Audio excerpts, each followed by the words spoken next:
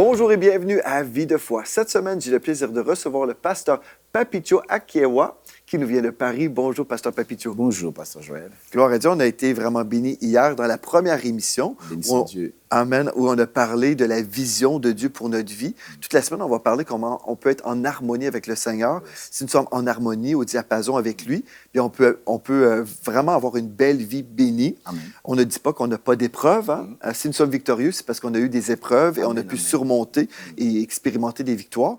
Mais vraiment, c'est important pour nous de chercher à vraiment plaire à Dieu, de chercher à répondre à son appel pour accomplir son appel sur notre vie.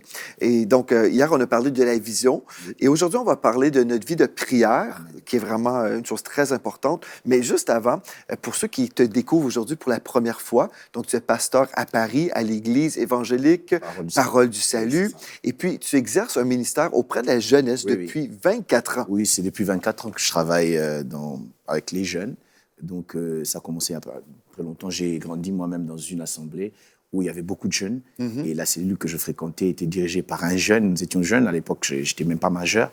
Et par la grâce de Dieu, c'est là que nous avons appris, nous avons eu des modèles, les pasteurs, nos dirigeants qui nous dirigeaient. C'est comme ça. Quand j'ai commencé vraiment à travailler au milieu des jeunes, je n'ai fait que reproduire ce que j'avais appris, en fait. Donc, parler de Jésus, pousser les jeunes à aimer Dieu, à craindre Dieu et surtout à servir Dieu avec puissance. Amen. Donc, c'est ça l'essentiel de notre marche, de notre démarche, de notre travail, c'est de pousser les jeunes à aimer Dieu, à le craindre et à le servir avec puissance. Donc, on l'a fait pendant 24 ans maintenant, dans plusieurs endroits, dans mon pays, en RDC, RD Congo, et en Europe, en Irlande, où j'ai été, actuellement à Paris. Et maintenant, par la grâce de Dieu, nous voyageons de lieu en lieu pour pouvoir exercer, travailler, prêcher dans les conventions, etc.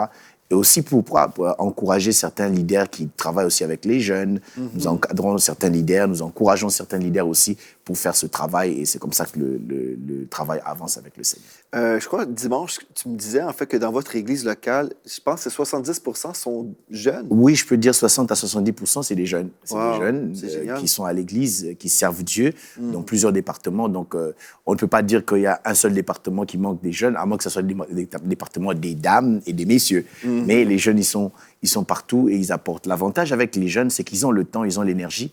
Donc, quand ils sont là dans l'église avance, quoi. Amen. Ils n'ont pas trop de responsabilités comme les autres. Ils ont évidemment leur travail, peut-être l'école, mais quand on avance un peu en âge, on a beaucoup trop de responsabilités. Les enfants, le mari à prendre soin, la femme, etc. Peut-être même des grands-enfants. Donc, ce qui fait que notre temps est réduit et notre énergie sera aussi dispersée. Mais quand on est jeune, on a l'énergie canalisée, on peut beaucoup servir Dieu. Et pour moi, je dis, une église qui a beaucoup de jeunes, ce sera une église bénie et qui va aller vite de l'avant. Amen. Puis c'est très bien parce que quand on est jeune, on peut vraiment établir les bonnes fondations. Ça, c'est hyper important pour avoir une vie bénie et porter beaucoup de fruits pour le royaume de Dieu. Donc ça, c'est génial. Et justement, hier soir, je parlais avec ma famille, mon épouse et mes 2 filles, et puis on parlait en fait que dans le cœur de Dieu, il veut qu'on célèbre la jeunesse sans oublier aussi les pères et les mères dans la foi. Donc, on veut marcher dans l'honneur, avoir les plus vieux et les plus jeunes. Dans une église, en fait, Dieu veut sauver tout le monde, toutes les générations. C'est ça. Quand l'apôtre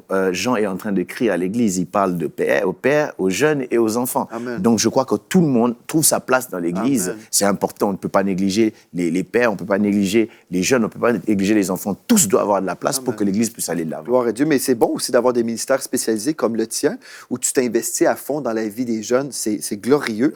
Et on dit merci Seigneur pour ça. Et cette semaine, même si ce n'est pas une série forcément juste pour la jeunesse, je crois que c'est une série qui peut aider tout le monde, en fait. Amen. Mais surtout, je sais que quand nous sommes jeunes, quand j'étais plus jeune, je me souviens que les temps les plus difficiles de ma vie, c'est quand j'avais 18 ans, 19 ans, parce que c'est là où on se cherche beaucoup. On est là, on dit, Seigneur, qu'est-ce que tu m'appelles à faire? Et quand on a la révélation, OK, voilà, Dieu m'a parlé, Dieu m'a dit que je devais faire telle chose avec ma vie, et là, on avance et on cesse de se chercher. Et typiquement, c'est vers l'âge de 18 ans, 19 ans. Il y en a d'autres, peut-être aujourd'hui, vous avez peut-être 45 ans et vous vous cherchez. Peut-être vous avez un changement de carrière. Hier, on a parlé de vision, comment on devait avoir la vision de Dieu pour notre vie. Aujourd'hui, on va parler de notre vie de prière. Parce que si, admettons, on a eu une vision pendant un temps, et là, les choses changent, et comment s'assurer de vraiment poursuivre dans le chemin de Dieu, mais c'est toujours au niveau de notre relation avec lui, dans la prière. Amen. Dans la prière, parce que cela est très, très important. La prière nous aide. Lorsque nous parlons d'être dans le même diapason que Dieu, ça veut dire être là où Dieu veut. Faire les choses que Dieu veut que nous puissions faire, au moment où il veut que nous puissions faire. En d'autres termes, pour résumer ça, je dirais faire la volonté de Dieu. C'est ça, être au diapason de Dieu. Amen. Vous savez, c'est une chose de connaître la volonté de Dieu, mais c'en est une autre de pouvoir faire la volonté de Dieu. Nous voyons Jésus, par exemple, qui a quitté le ciel. Il savait, la Bible dit, tu n'as voulu ni sacrifice ni holocauste, mais tu m'as formé un corps et me voici, je viens. Il venait parce qu'il avait une mission, c'était de mourir à la croix. Mais nous savons, nous tous, que quand il se retrouve en face de cette volonté et il regarde dans sa chair, c'était toujours pas évident. Donc, la seule chose qui a pu l'aider, c'était la prière. Voilà pourquoi c'est une chose de connaître la volonté, c'en est une autre de pouvoir. La seule chose qui peut faire que la volonté de Dieu puisse être synchronisée avec notre vie, c'est quand nous savons, n'est-ce pas, prier devant le Seigneur.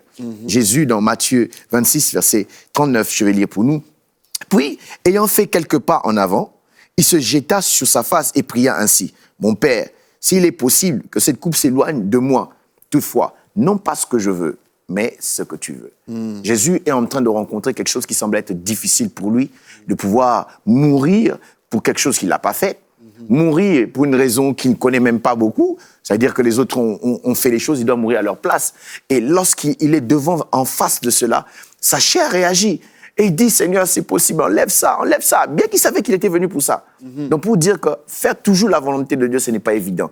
Mais la prière nous aide, n'est-ce pas, à nous synchroniser avec le Seigneur, à entrer dans la pensée de Dieu et finalement accepter de marcher dans la volonté de Dieu. Voilà pourquoi un chrétien qui veut aller loin, à mon avis, ça doit être chrétien qui est en communion avec Dieu et dans sa communion avec la prière. C'est un peu comme, je dirais, un fer à repasser.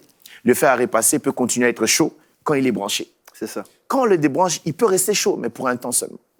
Des fois, la chose qui nous donne la force de tenir, c'est quand nous sommes branchés au Seigneur. Une fois, nous n'avons plus de communion. Pendant quelque temps, nous n'avons plus peut-être de vie de prière. Pendant quelque temps, ça peut sembler être bien. Mais finalement, nous allons nous refroidir et nous n'aurons plus la force d'accomplir la volonté de Dieu. Parce que n'oublions pas, si nous avons un ennemi, l'ennemi le plus méchant, ce n'est pas le diable, c'est la chair. Nous dormons avec cet ennemi qui s'appelle la chair. Nous réveillons nous voyageons avec cet ennemi. Nous mangeons avec nous faisons tout avec cet ennemi. Et le seul moyen de pouvoir avoir beaucoup plus de force, enfin, de discipliner la chair, l'un des moyens plus forts, je dirais, c'est la prière. C'est vraiment notre communion avec Dieu, hein? C'est ça, de passer du temps avec lui. Et comme je disais au départ, si on a eu un changement dans notre vie, souvent, c'est là où les gens vraiment, ils retournent à cette vie de prière. Oui. Mais si on reste toujours connecté à Dieu, ben même s'il y a des changements dans notre vie, en fait, on va tous vivre des changements, forcément, on va tous changer. Certains changements sont bons, d'autres sont moins bons, mais on va tous expérimenter des épreuves, des vents contraires dans la vie. Mais si on reste toujours connecté à la source de la puissance, si on reste toujours connecté à Dieu, c'est alors qu'on va pouvoir avancer dans une paix éternelle aussi. Amen. Moi, je ne crois pas que Dieu veut qu'on soit tourmenté par l'inquiétude, parce qu'en fait, il nous dit le contraire. Hein? Il nous dit, ne vous inquiétez de rien. Donc, il veut qu'on soit confiant, qu'on avance dans la paix, dans la joie, mais tout ça se retrouve en lui. La joie du Seigneur est notre force, n'est-ce pas? Amen. C'est notre force. En fait, justement, quand nous avons cette communion dans la vie de prière nous aide beaucoup. Des fois, nous voyons les choses à notre manière, Dieu voit les choses à sa manière. Mais quand nous sommes dans la prière, dans la communion avec Dieu, Dieu arrive à synchroniser. Je prends un exemple dans la Bible, Anne, par exemple. Anne était dans un problème. Le problème, c'est qu'elle n'avait pas d'enfant. Et son mari l'aimait, mais seulement de l'autre côté, sa rivale était en train de la mortifier. Au point que c'était difficile à supporter, c'était très difficile.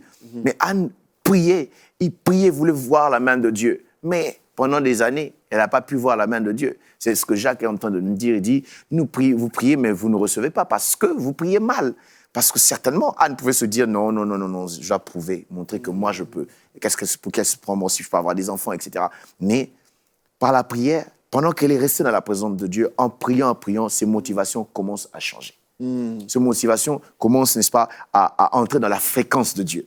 Voilà l'importance de la prière pour entrer dans le diapason de Dieu. Des fois, nous avons des ambitions qui n'ont rien à voir avec la volonté de Dieu. Mais puisque nous allons dans la présence de Dieu, plus nous passons du temps avec le Seigneur, il commence à nous transmettre sa volonté. Et on commence à comprendre sa volonté. Et Anne a pu avoir un enfant. Le jour où Anne avait compris que l'enfant qu'elle avait n'était pas un trophée ou bien une coupe contre sa rivale, mais lorsqu'elle a compris que cet enfant, c'est pour la gloire de Dieu. Donc Dieu voulait par Anne avoir un prophète. Mais Anne ne comprenait pas. Jusqu'à ce qu'elle ait compris, c'est en ce moment-là que Dieu a libéré le miracle. Voilà pourquoi c'est important de pouvoir entrer dans la présence de Dieu dans la prière. C'est ce qui nous aide. Même hier, nous avons parlé de la vision.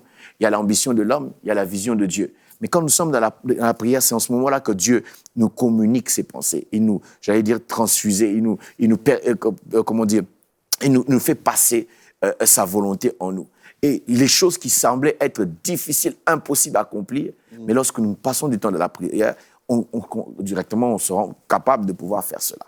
Lorsque nous entrons dans la prière, nous comprenons même le pourquoi de certaines choses. Paul a prié, il a prié 3 fois pour que Dieu enlève les chardes. Certains disent que c'était une maladie, d'autres disent que c'était ceci ou cela. Bon, c'est ça le problème. Mais lorsqu'il a prié, la réponse de Dieu l'a aidé. Il dit non, ma grâce te suffit. Lorsqu'il a reçu, j'imagine, la paix avec laquelle il est sorti. Pourquoi ? Parce qu'il était dans la prière. Lorsque nous prions pour telle ou telle autre chose, dans la présence de Dieu, il nous aide à nous synchroniser, à entrer en harmonie pour faire les choses selon son diapason. Amen. Je pense aussi une chose importante dans la prière, c'est qu'on doit comprendre c'est quoi vraiment la prière. Certaines personnes s'imaginent, bien, c'est de répéter des choses par cœur. Hein? Donc, je vais avoir une prière toute écrite à l'avance et puis, à force de répétition, bon, je vais plaire à Dieu. Ça, c'est une pensée, mais ce n'est pas la pensée de Dieu. En fait, la prière, c'est une conversation. Si on peut vraiment simplifier ça, la prière, c'est une conversation entre vous et Dieu, tout simplement. Et quand on parle d'une conversation, bon, moi, je vais parler à Dieu, mais Dieu va me parler aussi. Oui. Par sa parole, dans mon cœur, dans mon esprit, Dieu peut me répondre même. Je suis là en train de prier, je cherche sa face concernant un besoin, un problème dans ma vie, une question que je peux avoir. Et là, comme je suis en train de me recueillir devant le Seigneur, je peux entendre dans mon esprit justement une référence biblique, Amen. Des fois une parole qui est là pour me rassurer, me consoler, par exemple. C'est tellement précieux. Donc, on veut démystifier un peu la prière. Parce que des fois, les gens s'imaginent, ah bien, pour prier, il faut connaître beaucoup de versets, il faut avoir des études théologiques ou pour plaire à Dieu, par exemple, je ne connais pas assez la parole. Mais vraiment, la prière, c'est une conversation. Amen, amen. Donc, oui, on va parler à Dieu, mais on va aussi se disposer pour l'entendre. Et je pense une chose très importante aussi, c'est que si vous dites, ben moi, je n'entends pas la voix de Dieu, vous devez vous repentir de dire ce mensonge. Mais c'est vrai, pasteur. La Bible nous dit, si vous êtes un enfant de Dieu, vous êtes une brebis. Et la Bible nous dit, mes brebis entendent ma voix et elles me suivent. Oui. Donc, la Bible dit que vous entendez Dieu. Vous avez besoin simplement d'arrêter de le dire, que vous n'entendez pas Dieu, et commencer à vous positionner dans la foi et dire, Seigneur, ta parole dit que je t'entends, donc aujourd'hui, je t'entends. Je reçois aujourd'hui la réponse. J'entends ta voix. Et là, vous laissez le Seigneur vous parler, et puis vous pouvez prendre votre stylo, écrire des versets que vous recevez dans votre cœur, et puis vous allez voir comment Dieu va vous diriger dans de verts pâturages. Amen, amen, amen. C'est ça, en fait, quand nous parlons, comme tu l'as dit, que la prière, c'est pas un monologue. Donc, on parle à Dieu, il nous parle. Il nous parle de plusieurs manières. Moi, personnellement, j'aime ça parce que je me rends compte que, des fois, le Seigneur se penche dans certains moyens de parler à l'autre et l'autre de l'autre côté. La Bible dit, par exemple, lorsque il parle à Moïse, c'est face à face, aux autres, c'est au travers des visions. Donc, ça veut dire que Dieu nous parle. Et il est très important de pouvoir savoir comment Dieu nous parle pendant que nous sommes en train de prier. Amen. Moi, personnellement, quand je prie, ça peut être des fardeaux, des convictions, des visions, une voix intérieure. Et souvent, Dieu passe par là. Et aussi au travers de sa parole. Parce que des fois, nous prions. Je prends un exemple dans la Bible. Samuel est en train de prier. Il dit, Seigneur, s'il te plaît, ne rejette pas cet homme. Ne rejette pas cet homme. Donc, lui, il voulait maintenir Saül plutôt sur le trône. Mais alors que la volonté de Dieu, c'était autre chose. Il y a des gens qui prient, qui demandent à Dieu. Il y en a surtout même en termes de mariage. Quelqu'un veut se marier, il va prendre une femme n'importe où, un homme. Seigneur, je veux l'épouser. Dieu sait que c'est une bonne personne pour toi, mais je veux prier, je veux prier, je veux prier. On veut comme si imposer sa volonté à Dieu. Mais c'est en ce moment-là que Dieu peut nous dire, ce n'est pas lui. Je l'ai rejeté, ce n'est pas elle, je l'ai rejeté. C'est quand nous sommes dans la prière que nous comprenons ce que Dieu veut pour nous et c'est comme ça que nous entrons dans le diapason de Dieu et nous écoutons la voix de Dieu qui nous ramène dans le droit chemin. Amen. David prie disant, il dit, sonde-moi et connais-moi. Regarde si je suis sur la mauvaise voie et conduis-moi dans la voie de l'éternité. 2 fois, il nous arrive, nous sommes en train de rouler, je ne sais pas, moi ça m'est déjà arrivé, en train de rouler, je sors de ma bande sans me rendre compte. J'aime d'autres autoroutes où on met des alertes. Quand tu sors, ça fait ting, ça bip et on rentre. Et de la même manière, dans la prière, je peux prier aussi que Dieu puisse me conduire et voir est-ce que je suis toujours en train de faire ce que Dieu voulait que je fasse ou je suis sorti. Voilà pourquoi il est très important lorsque nous marchons avec Dieu, nous devons être dans le même diapason que Dieu, que nous puissions être des hommes et des femmes de prière. Amen. La prière aussi, comme on a vu, bon, on comprend que Dieu va nous parler de toutes sortes de façons. Hein? Tu mentionnes également qu'on peut avoir des visions. Oui. Hein, la façon que Dieu nous parle, des fois, c'est de toutes sortes de façons. Ça peut être par sa parole, ça peut être aussi par un songe. Dieu peut nous parler dans un songe. C'est merveilleux. Dieu peut nous parler par un frère et une sœur aussi, qui nous donne une parole de connaissance, une parole de sagesse. Des fois, les gens peuvent venir vers nous et dire, je ne sais pas pourquoi, mais je ressens que je dois te dire telle chose. Et puis, justement, on priait ce jour-là, et puis Dieu a répondu par des frères et des sœurs qui font partie du corps de Christ. Donc ça, c'est merveilleux parce que si nous croyons que Dieu va nous parler, bien, il va nous parler. Bien sûr, Amen. oui. Mais une chose aussi importante, c'est que dans la prière, il y a cette dimension qu'on doit comprendre, c'est que Dieu nous appelle à marcher par la foi, mon juste vivre par la foi, mais aussi Dieu nous appelle à combattre le bon combat de la foi. Mais comment combattre le bon combat de la foi? Bien, on doit revenir à la parole et découvrir que, premièrement, tous nos combats sont déjà résolus en Christ. Amen, amen. Donc, Jésus a déjà été victorieux il y a 2000 ans. Donc, tout ce que je peux voir aujourd'hui comme étant un défi, que ce soit dans ma santé, que ce soit dans mes relations, que ce soit dans mon couple, peut-être mes finances, bien, à la croix, il y a 2000 ans, Jésus a déjà payé pour ma victoire. Amen. Donc, la victoire n'est pas quelque chose qui va se produire demain matin, dans le sens que Jésus ne reviendra pas une seconde fois payer pour ma dette de péché ou pour payer pour ma guérison. Tout a été accompli dans le passé. Amen. Donc, aujourd'hui, quand je m'approche de Dieu dans la prière, je ne vais pas supplier Dieu pour que Jésus refasse ce qu'il a fait hier. Je vais plutôt recevoir par la foi ce qu'il a déjà fait pour moi. Donc, par exemple, dans mon cas, je suis né en 1976.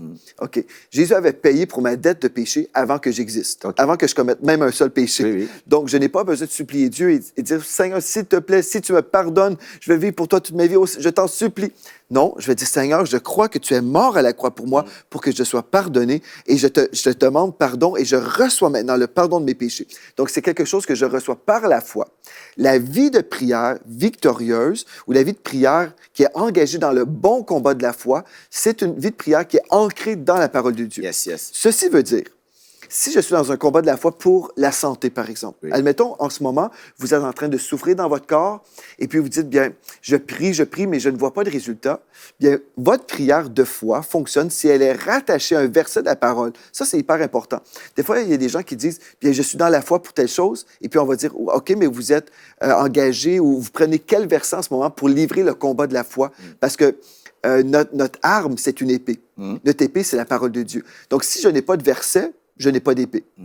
Donc, Ésaïe 55, il est écrit au verset 11, « Ainsi en est-il de ma bouche, ou pardon, de ma parole, qui sort de ma bouche. Elle ne retourne point à moi sans effet, sans avoir exécuté ma volonté et accompli mes desseins. » Donc, quand je prie, je dois prier bibliquement. Si je vais à l'encontre de la parole, bien, c'est sûr et certain que, bon, je n'aurai pas de réponse. Mais si je suis biblique, par exemple, je peux prendre le texte qui dit « Par ces meurtrissures, vous avez été guéris ». Je peux dire « Seigneur, il est écrit que tu as payé pour moi, donc je reçois maintenant, dans le nom de Jésus, ma guérison. » Et même pendant que je le dis, en ce moment, il y a des personnes à la maison, l'Esprit de Dieu est en train de travailler sur votre corps. Amen. Quand vous dites « Je reçois ma guérison », en ce moment, il y a des personnes qui sont guéries à l'heure même. Écrivez-moi et dites-moi ce que Jésus a fait dans votre vie. Parce que la Bible nous dit « Il envoie sa parole et les guérit. » Et les délivrera de la fosse. Donc, il nous délivre même d'une mort prématurée, parce que la fosse nous parle de la tombe. Donc, si je suis engagé dans la prière, je vais être dans la prière de la foi, et la foi est rattachée à la parole de Dieu. Amen. Amen. C'est très important. L'erreur que beaucoup font, c'est de prier sans se baser sur la parole de Dieu. Parce que la prière ne va pas faire des histoires d'une manière magique. La prière ne peut qu'accomplir la parole de Dieu. C'est très, très important. On raconte l'histoire d'un homme, il se retrouve dans un hôtel. Alors, quand il se retrouve dans son hôtel, il voulait fermer les rideaux. Il y avait une grande montagne et à côté, il y avait la mer. Il s'est souvenu que la Bible dit, si tu ordonnes à cette montagne de se jeter, et elle va se jeter. Alors, il ordonne, il dit, montagne, jette-toi dans la mer, et puis ferme les rideaux directement. Il va dormir. Le lendemain, il se réveille, il ouvre pour regarder si c'est ça accompli, et il regarde, la montagne était en place, et la mer aussi en place. Et directement, il dit, ben, je savais. Donc, il a déjà annulé sa prière parce qu'il ne priait pas avec foi. La Bible dit, si vous priez avec foi. Et selon la volonté de Dieu. Et selon la volonté de Dieu, surtout ça. Parce qu'il y a des gens qui peuvent... Moi, j'ai vu des gens qui veulent aller jeûner, prier. Je vais jeûner 40 jours. C'est comme si c'est des pièces de monnaie qu'on met dans un distributeur pour récupérer peut-être une boisson. Et Dieu va dire, oh oui, tu as jeûné 40 jours. Ça, c'est 100 jours, 200 jours. Non.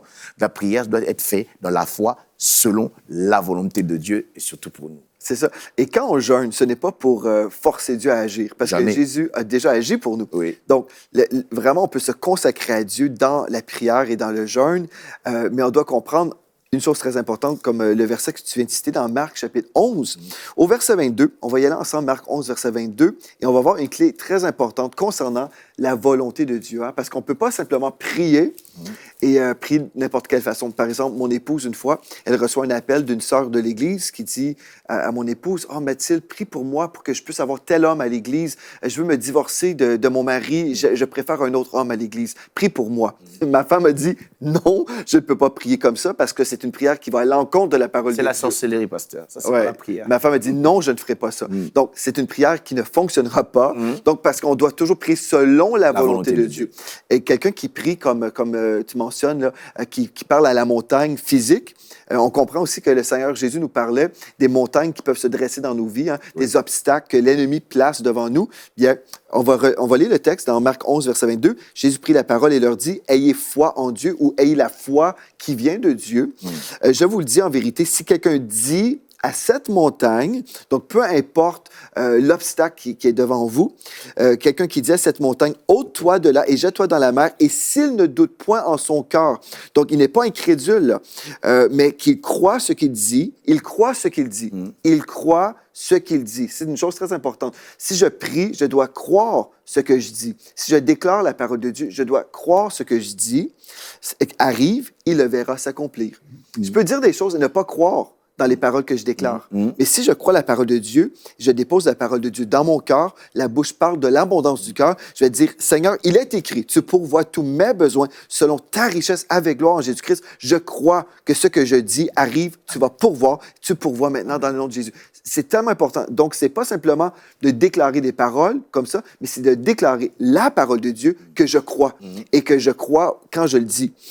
Donc, il verra s'accomplir. C'est pourquoi je vous dis, tout ce que vous demanderez en priant, croyez que vous l'avez reçu et vous le verrez s'accomplir. C'est tellement important, ça, de prier selon la volonté de Dieu et avec foi. C'est très important. Même la prière elle-même aussi en elle-même, elle a la capacité de nous ramener dans la présence de Dieu quand nous prions selon l'Esprit. La Bible dit dans notre faiblesse, nous ne savons pas quoi demander, mais l'Esprit vient intercéder en nous par des soupirs inexprimés. Il arrive que nous ne savons pas quoi demander exactement. Nous demandons la chose qu'il ne faut pas demander, croyant que cette chose-là qui va résoudre notre problème, alors que Dieu sait que c'est autre chose. Voilà pourquoi il y a une dimension de prière, par exemple, par l'Esprit. Et quand je dis par l'Esprit, je ne parle pas seulement en langue, mais je voudrais parler là, parce que dans l'Esprit, il y a aussi la dimension parler en langue. Il est très, très important de pouvoir apprendre aussi à prier en langue, c'est-à-dire à passer du temps à parler à Dieu en langue. Je me suis rendu compte que il est arrivé dans ma vie personnelle, je passe des moments où je ne comprends pas, je ne sais pas formuler une prière. Je ne sais pas, qu'en est-il de vous qui me suivez? Moi, il m'est déjà arrivé une fois dans la vie, j'avais l'impression que Dieu est contre moi, les hommes sont contre moi, le diable est contre moi. Alors, c'était une impression, ce n'était pas la réalité. Mais en priant, c'est là que le Seigneur commençait à répondre avec des transports d'allégresse, si je peux dire, et il me dirigeait dans la prière pour m'emmener dans sa volonté, dans son diapason. Cela est très important. Et une chose que nous devons savoir aussi dans la prière, Dieu n'est pas obligé de dire oui à toutes nos prières. Dieu répond de 3 manières à notre prière. Dieu peut nous dire oui, il peut nous dire attends, et il peut nous dire non. Et il arrive que Dieu dise non, et nous devons accepter le non de Dieu. Un pasteur disait que si Dieu te dit un non, c'est qu'il a un meilleur oui pour toi. Amen. Par exemple, ce que je peux illustrer par ça, c'est qu'une fois, mon épouse et moi, on avait fait une offre d'achat sur une maison. On avait prié pour cette maison-là. Et finalement, on a perdu l'offre d'achat. Quelqu'un d'autre a eu la maison. Et là, on avait des gens dans notre entourage qui disaient « Ah, c'est tellement triste, c'est tellement désolant pour vous. Vous vouliez avoir cette maison-là et puis finalement, vous l'avez perdue. » Et puis moi, je me suis dit « Non, c'est pas grave parce que si je n'ai pas cette maison-là, Dieu a quelque chose de meilleur en réserve pour ma vie. » Et c'est la même chose pour vous. Si des fois, vous semblez vivre des défaites, bien peut-être c'est une victoire. Ah oui. Ah oui. Oui. Et je me souviens, finalement, j'étais dans la paix, ma femme était aussi dans la paix, et finalement, on a eu encore meilleur. Je suis vraiment content qu'on ait eu un non, parce que Dieu, qui est tellement plus sage, il savait qu'il avait quelque chose de meilleur pour nous. Et puis finalement, on a eu une plus belle maison, une plus grande maison, et puis dans un quartier où on voulait vivre, en fait. Et puis, Gloire à Dieu. Merci Seigneur pour ce nom glorieux. Parce qu'on justement, on ne voit pas la pensée de Dieu. On n'est pas dans le diapason de Dieu. Dieu est en train de faire d'une certaine manière. Mais nous, on est pressés, on veut que ça soit maintenant. Je me souviens une fois, je demandais quelque chose à Dieu et un jour, je sortais de la maison, j'étais encore à la maison des parents. Je regarde à la cuisine, je vois une cousine, la femme d'un cousin qui était à la maison avec son enfant. Alors, il est en train de faire la nourriture pour l'enfant. La nourriture était tellement chaude. Et l'enfant criait, « Donne-moi !» en train de pleurer. Et le Seigneur me dit, c'est comme ça que vous êtes. Je suis en train de préparer pour vous, mais regardez comment vous êtes pressés. Donc, quand nous sommes dans la prière, Dieu peut nous donner même la patience d'attendre. Il m'est arrivé d'attendre 10 ans quelque chose. J'ai attendu, pourquoi? Parce qu'en priant, Dieu a fait retarder. Et en le faisant retarder, il était en train de me former. Quand la chose est venue, ça ne me tue pas. Parce qu'il y a des choses pour lesquelles nous prions. Lorsque nous les recevons, ça vient nous tuer. Ça nous détruit, on perd la foi. Alors Dieu veut nous donner, mais en priant, il est en train de bâtir notre esprit, de nous bâtir, nous, on atteint une certaine maturité au point que lorsque cette bénédiction, cette affaire, cette chose arrive, ça ne nous éloigne pas du Seigneur. Cela est très important, Dieu n'est pas bête, Dieu ne répond pas aux prières bêtement, mais Dieu est un Père responsable. Il a promis de nous répondre, mais il connaît aussi les enjeux, il connaît les aboutissants, les tenants et les aboutissants de sa réponse dans nos vies. Et quand il exauce, le but de son exaucement, c'est pour, n'est-ce pas, nous garder à lui. Et une des choses que Dieu peut faire, il peut même faire traîner la prière. Tout simplement, ce qu'il veut, c'est pas seulement te donner, mais ce qu'il veut, il veut te garder près de lui. Et lorsque tu es près de lui, tu t'habitues tellement à sa présence que à chaque fois, tu ne vas plus pour demander, mais il te manque. Parce que la vie chrétienne, c'est vraiment une relation avec Dieu. Il n'y a rien de mieux que d'arriver à cette dimension où Dieu te manque. Tu pries parce qu'il te manque. Tu le cherches parce qu'il te manque. Et cela est très, très important. Une chose très importante aussi, je pense, c'est de ne pas agir avec précipitation. Oui, oui. Il y a des gens, des fois, qui réagissent. Bon, je vis telle situation, cette chose-là est négative, et puis là, je réagis ou j'imagine que je dois réagir. Mais en fait, toute situation est sujet au changement. Donc, ce qui compte, c'est de prier, chercher la face de Dieu. Dieu peut dire, OK, oui, je suis au courant de cette situation. Dieu connaît toutes choses. Hein? Et des fois, on est là, on dit, Seigneur, mais il y a telle situation dans ma vie. Et Dieu dit, attends, je vais gérer la chose. Dans ma vie, je me souviens une fois, je voulais agir avec précipitation, mais j'ai consulté Dieu et Dieu m'a dit, attends. Et finalement, il y avait 5 situations négatives que moi, je trouvais, non, c'est pas possible. Et Dieu m'a dit, attends. Et Dieu a géré chacune des situations. Amen. Et j'ai juste vu Dieu agir. Mais imaginez si j'avais pris en main des décisions, j'aurais sorti en fait du chemin de Dieu, de la volonté de Dieu, et puis j'aurais pris un détour. Donc, ne soyez pas précipités, prenez le temps, cherchez la face de Dieu, suivez la paix, parce que Dieu nous dirige toujours dans la paix et dans la joie. Et comme vous faites ça, vous allez voir que Dieu prend soin de vous. La vie de prière, c'est tellement merveilleux. On peut être tellement béni, rassuré, parce qu'on vit justement dans la paix, sachant que notre Père céleste prend soin de nous. Merci beaucoup, Pasteur Papito, d'être venu à l'émission. On continue demain. On va parler demain de nos pensées. Amen. Donc, c'est un autre sujet très important pour l'enfant de Dieu, pour celui qui veut vivre dans la victoire. Donc, gloire à Dieu pour vous. Vous pouvez nous écrire aujourd'hui. Si vous avez reçu quelque chose de la part de Dieu, une guérison, vous avez reçu une touche spéciale, écrivez-moi à videfoi@emcitv.com. Donc, videfoi@emcitv.com. Et d'ici à demain, merci d'avoir été là et soyez richement bénis.